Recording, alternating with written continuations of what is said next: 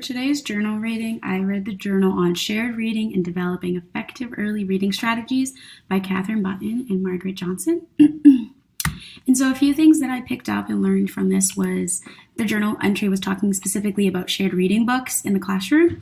And those shared reading books should meet certain criteria, such as having picture books with large print, clear illustrations, something that's interesting and fun for the students, getting to know their personalities and finding a story that would coincide with all of them in some way, shape, or form. And a big thing is incorporating reading strategies into the shared reading. So a big thing is question and answer time, and working through problems and walking through that. And so one of the quotes that stuck out to me was, the purpose of shared reading is to help students become independent and problem-solving leaders who choose to read.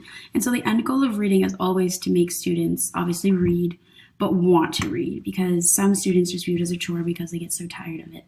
But teaching students that reading can be fun and that there's always something new to do with reading is really important. And shared reading really does help with that, because as the facilitator, you're able to model, I know this about a story and this is like the coolest thing ever, and emphasizing that to students so they want to be engaged and they want to learn how to read and ultimately choose to read. So some questions that I actually had two this time, was what are some exciting and interesting shared reading books with repetitive text?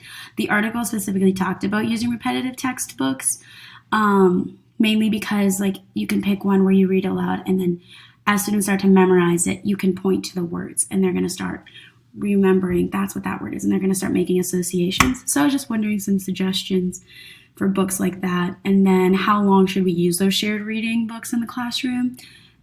For example, like should we use them for 2 to 3 weeks at a time? Should we go 3 to 4 weeks, longer, shorter? What is usually a good time frame for shared reading books in the classroom so it doesn't get too monotonous?